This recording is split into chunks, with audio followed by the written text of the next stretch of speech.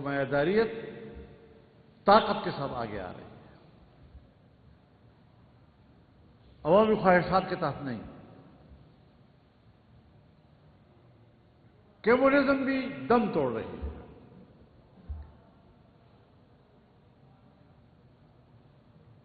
Communism میں کل سرمایہ کی مالک ریاست ہے، فرد کے حق کی ملکیت کو تسلیم نہیں کیا جاتا اور ریاست سب سے بڑا سرمایہ دار ہوتا ہے۔ لیکن اس کے پیچھے اس طرح کے خوبصورت معاشی نظام کا نعرہ لگا کر اس کے پیچھے جو نظام چھپا ہوا ہے وہ آمریت کا ہے۔ تو ایک طرف جمہوریت، ایک طرف کمیونزم، ایک طرف سرمایہ داریت، ایک طرف آمریت، اور یہ ایک تقابلی نظام تھا دنیا کے اندر جو آج تک چلتا رہا، آج وہ بکھر رہا ہے۔ 1995 میں جب میں فورن افیئر کمیٹی کا چیئرمین تھا تو ہماری کمیٹی کو چائنا نے دعوت دی، اور جب ہم وہاں پہنچے تو انہوں نے اس نئے نظریے کو متعارف کرایا کہ ہم چین میں کچھ شہروں کو فری اکانومی زون قرار دے رہے ہیں جہاں پر لوگ سرمایہ کاری کر سکیں گے، یعنی فرد کو سرمایہ کاری کا حق دیا جا رہا ہے۔ اور اسی میں ہم نے ان کو تجویز دی تھی کہ فری اکانومی زون اگر آپ نے دوسرے شہروں کو بنایا ہے تو اورونچی کو بھی بنائیں، اور ٹریڈ وایا پاکستان کا ایک نظریہ ہم نے پیش کیا جس پہ ہم نے 7 دلائل دیے ان کو، اور ابھی بھی وہ بلیک اینڈ وائٹ میں موجود ہے، اور انہوں نے قبول کیا۔ یعنی ایک نظام میں تبدیلی تو آئی۔ سو آپ اب دیکھیں کہاں ہے جمہوریت۔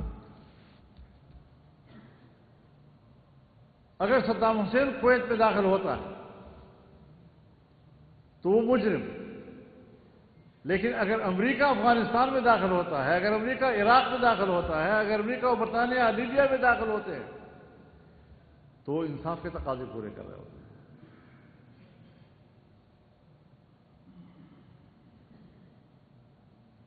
آج وینزویلا میں امریکہ داخل ہوا، صدر اور ان کے اہلیہ کو گرفتار کر لیا،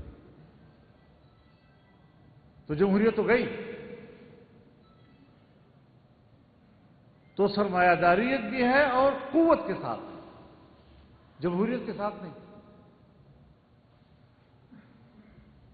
روس کو آپ نے دیکھا کس طرح افغانستان میں داخل ہوا تھا، اور آج کس طرح وہ یوکرین میں داخل ہوا۔ تو اب کمیونزم تو نہ رہا نا، اب تو کمیونزم کے پیچھے آمریت رہی ہے اور طاقت کی بنیاد پر رہی ہے۔ اور یہ امکان موجود ہے کہ ان کے دیکھا دیکھی چائنا بھی اب تائیوان میں براہ راست داخل ہو جائے، جس کی عادت تو نہیں ہے، لیکن جب زمانہ تبدیل ہوگا اور حالات تبدیل ہوں گے تو جو دنیا کرے گی وہ بھی کرے گا۔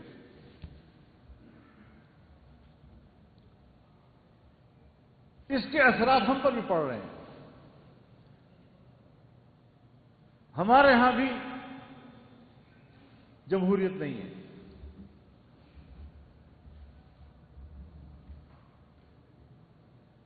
اور اس کی جگہ طاقت نے لے لی، اس کی جگہ عسکریت نے لے لی۔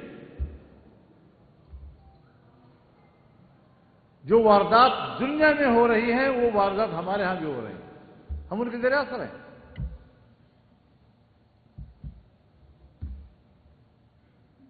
یہاں پر بھی اب طاقت چل رہی ہے، اور ایک برائے نام جمہوریت، ڈھونگ انتخابات،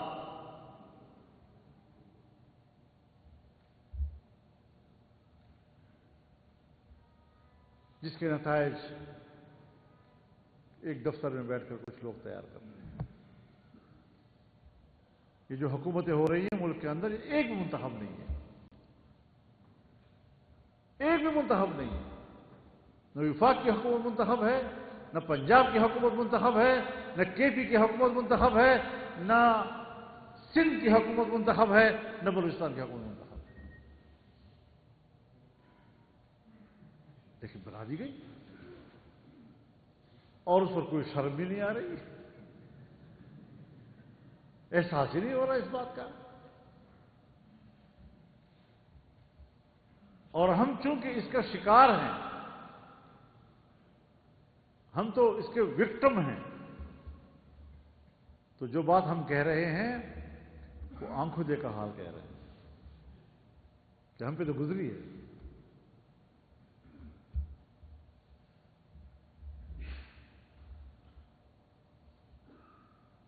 تو یہ جو دنیا میں نظاموں کی تبدیلی آ رہی ہے، اب ہم نے کیا سوچنا ہے، آپ نے کیا سوچنا ہے، آپ نے اس میڈیا کو، سوشل میڈیا کو کس کو کیا رخ دینا ہے؟ تو آج بھی انسانیت کے پاس شریعت اسلامیہ اور قرآن و سنت کے علاوہ کوئی دوسرا نظام نہیں جو ان کو انصاف مہیا کر سکے۔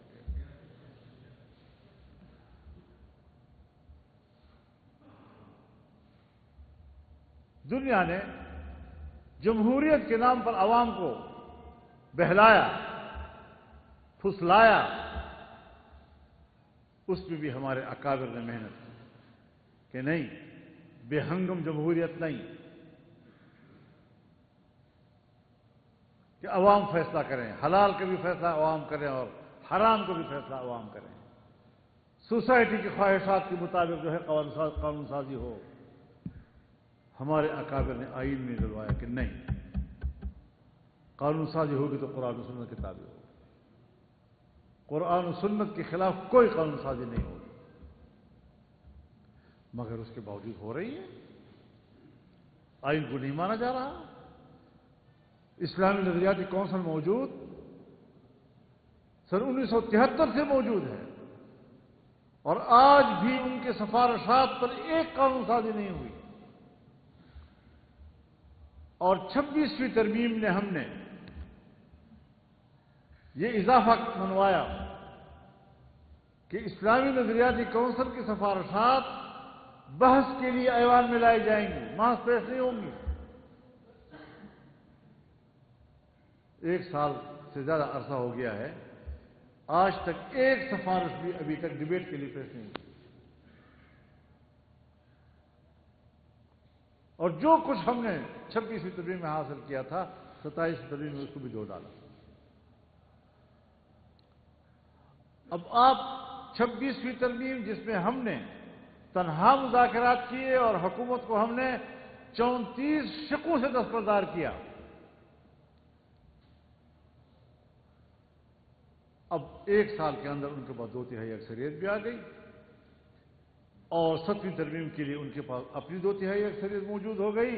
آپ بتائیں، جب 1 سال پہلے ان کے پاس 2/3 اکثریت نہیں تھی، تو 1 سال کے بعد 2/3 اکثریت، یہ اس کو میں جعلی اکثریت نہیں کہوں گا، اس کو میں جبری اکثریت کہتا ہوں۔ اس جبری اکثریت کے ساتھ انہوں نے 27 دن پاس کرا دی، اور جو کچھ اس وقت ہم نے ان کو نہیں کرنے دیا تھا، اب آپ اس کو ذرا تھوڑا سا دیکھیں۔ ہم لڑ رہے ہیں نظریات کی جنگ، ہم بات کرتے ہیں نظریات کی، لیکن 27ویں ترمیم نے آپ کو بتا دیا کہ اب جنگ نظریات کی نہیں، اب جنگ اتھارٹی کی ہے۔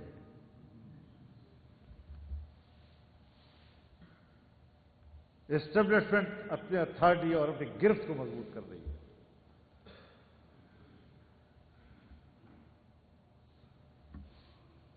سول سپرمیسی ایک نام رہ گیا، پارلیمنٹ کی بالادستی یہ ایک نام رہ گیا۔ اب فیصلے پنڈی میں ہوں گے، قانون پاس ہوگا اسلام آباد میں۔ یہ وہ دنیا میں جو تبدیلی آ رہی ہے، اس کے نقوش آپ اپنے ملک میں دیکھ رہے ہیں، ذرا سمجھنے کی ضرورت ہے اس کو۔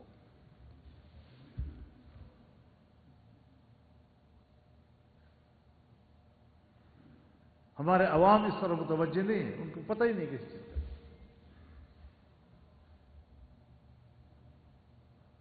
سیاسی جماعتوں کے کارکنوں کو بھی ابھی اس کا علم نہیں ہے، اس کا ادراک نہیں ہے۔ ہم ابھی تک وہی سول سپرمیسی اور جمہوریت اور ڈیموکریسی کی بات کر رہے ہیں۔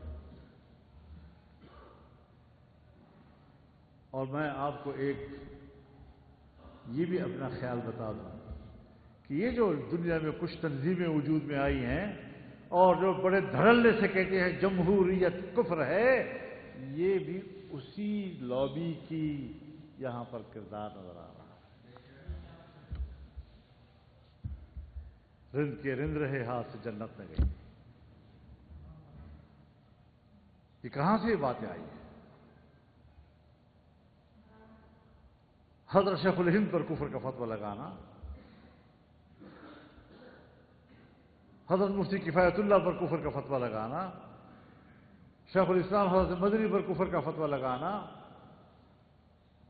مولانا ثناء اللہ امرتسری پر کفر کا فتویٰ لگانا، نواب صدیق حسن خان پر کفر کا فتویٰ لگانا، حضرت احمد علی لاہوری پر کفر کا فتویٰ لگانا، حضرت درخواستی پر کفر کا فتویٰ لگانا، مفتی صاحب پر کفر کا فتویٰ لگانا، یہ جرت کیسے پیدا ہوئی؟ یہ کون لوگ ہیں جو اس قسم کی باتیں کرتے ہیں؟ اور یہ وہ لوگ ہیں جنہوں نے کچھ حدیثیں گڑھ لی ہیں کہ مشرق سے کچھ لوگ اٹھیں گے کالی جھنڈیوں کے ساتھ۔ کون سی حدیث کا ہے؟ اور جو ایک دو روایتیں ہیں وہ یا ضعیف ہے یا موضوعی ہے، اور ضعیف حدیث فضائل میں کام آتی ہے، جبکہ اس مسئلے کا تعلق عقائد کے ساتھ ہے، احکام کے ساتھ ہے۔ عقائد و احکام کے ساتھ ضعیف حدیث کام نہیں آتی، حجت نہیں بنتی وہاں۔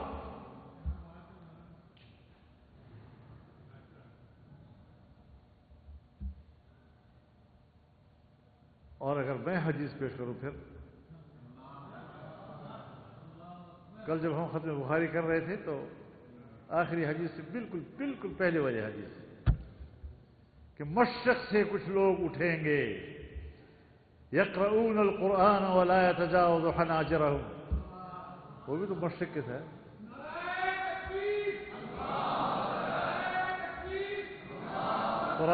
قرآن پڑھیں گے اور حلق سے نہیں اترے گی، اور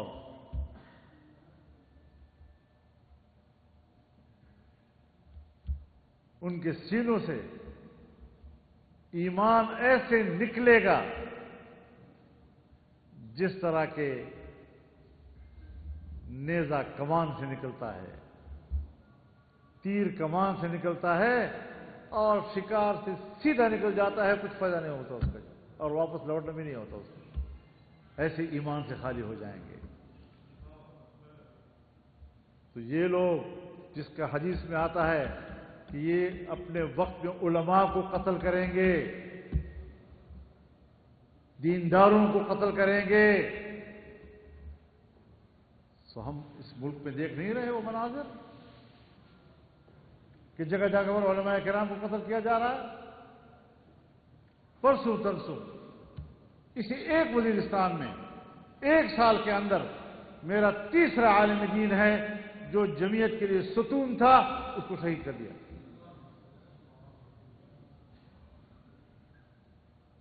باجوڑ میں بیک وقت ہم نے 90 جنازے اٹھائے۔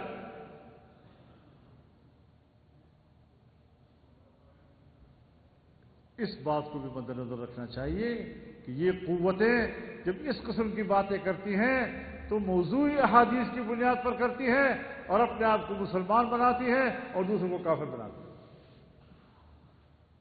اور یہی ان کے بارے میں حدیث میں آیا ہے کہ یہ لوگ مسلمانوں کو کافر کہیں گے۔ اب اس سے تو جمعیت علماء اسلام معروف نہیں ہوگی۔